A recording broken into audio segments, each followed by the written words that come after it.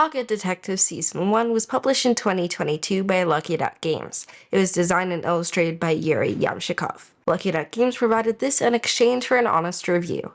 1 to 6 players work together to reveal and follow leads to solve the case. The deck directs you to how to set up and play the game. That's right, there's no rulebook.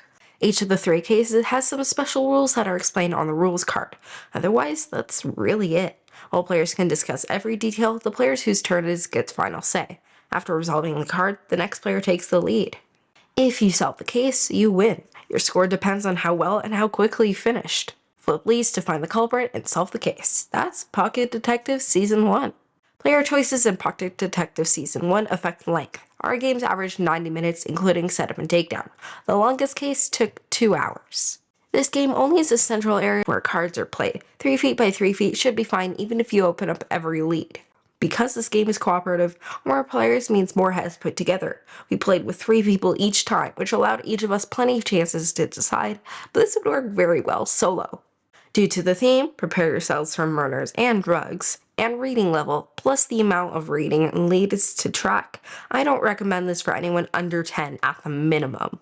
We went to our first game of Pocket Detective Season 1 with high hopes. We've loved Lucky Duck's other crime-solving games, as many Sherlock Holmes Consulting Detective, plus mystery novels, shows, and movies in general. Not long into the first case, we were like, this is so obvious. Even though we were enjoying the experience, we were incredibly confident and decided to solve the case. We were very wrong. After a bit more investigation, we were like, okay, this time. Nope. Third time was a charm though, but we had a terrible score. Thankfully, we bounced back in a big way. Pocket Detective Season 1 consists of 3 decks of cards. That's it. The game box is too big and the insert weighs a lot of plastic.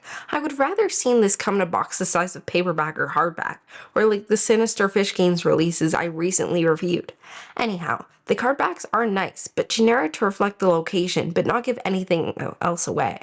The fronts tend to be text heavy. The small text can make things difficult to see around the table. Despite needing a backpack or bag to bring the box over to a friend's place or work/school, once you open things, it's super easy to teach, learn, and play, even if you've never played a modern game.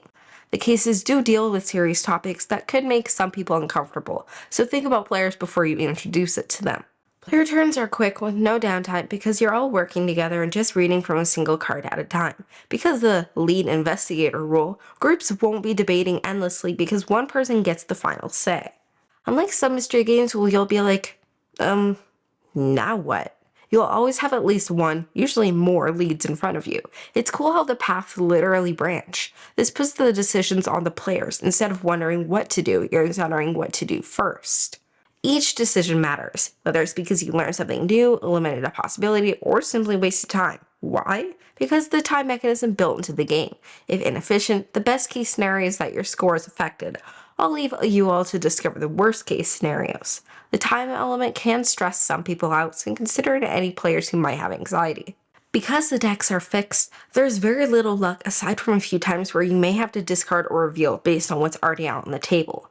The cases are a single system, but use slightly different mechanisms. This not only entertains the players, but it shows what the series is capable of.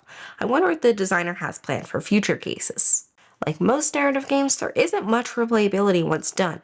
Can you try to beat your score? Sure, but even if you try a different role or poke around a few more leads, you know what needs to be done.